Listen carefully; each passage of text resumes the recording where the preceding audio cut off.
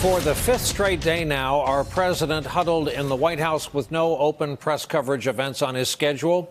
He did find time today for an interview with the Daily Caller, but the president has not been seen in public since announcing that temporary deal to reopen the government on Friday in the Rose Garden. That means no meetings with the congressional negotiators working on that deal to keep the government open past 15 February. Trump has been spending a lot of time on his phone. Here is a small sample of the more than 40 tweets he's sent out since the weekend, including this threat today, and we quote, "If the committee of Republicans and Democrats now meeting on border security is not discussing or contemplating," a lot of proper names here, "a wall or physical barrier, they are," proper name, "wasting their time." His warning seems to have gone unheeded. Democrats announced today they will, quote, "push for a smart, effective border security posture, one that does not rely on costly physical barriers," meaning there is no sign of a potential deal quite yet. With us tonight, Tamara Keith, White House correspondent for NPR, and Franco Ordonez, White House correspondent for McClatchy Newspapers, who covers, among other things, immigration and foreign affairs. Good evening to you both.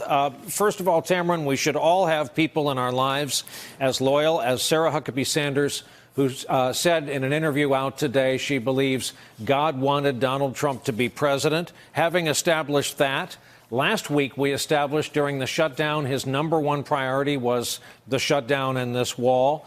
Do you have any idea what it is we can't see in the West Wing this week? I'm holding in his hand his schedule for tomorrow. Nothing public again.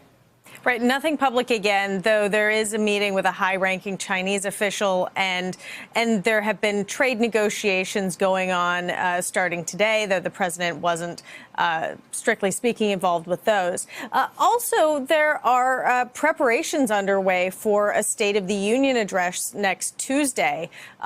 Those typically do involve a lot of preparations, though also, typically, presidents are seen in public in the days leading up to the State of the Union. So, this is not the first time that President Trump has sort of seemed to disappear in recent weeks during the shutdown. There were other stretches where he just seemed to disappear from public view. In some ways, the wall and the border security fight has eclipsed everything for this White House and the rest of its agenda.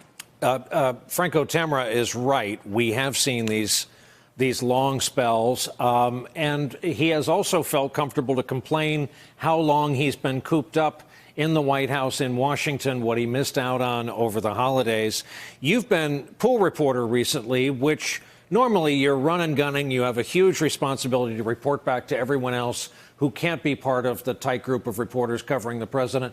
What's that been like other than the Maytag repairman? Exactly. I mean, I think yesterday I was there all day from the beginning of the day to the end of the day. The only thing that I reported back to the hundreds of reporters who were kind of waiting, for any type of, information from the president was that there was a lunch break, and the end of the day was basically called by 4 o'clock. Colleagues are essentially watching their watches to see whether there's a Marine outside the Oval Office, which indicates Trump is working. And they're questioning, is he there in the morning? Is he not in there? There's a lot of questions about it. You brought up the schedule for tomorrow, the meeting with the vice premier, the China, as well as the American manufacturers. He's signing an executive order. That is a perfect time to have a photo op of the president doing something. This is typically what presidents do. Bring the cameras in, show that the work that he's doing. All of that is closed press. It's very interesting. Hey there, I'm Chris Hayes from MSNBC. Thanks for watching MSNBC on YouTube. If you want to keep up to date with the videos we're putting out, you can click subscribe just below me or click over on this list to see lots of other great videos.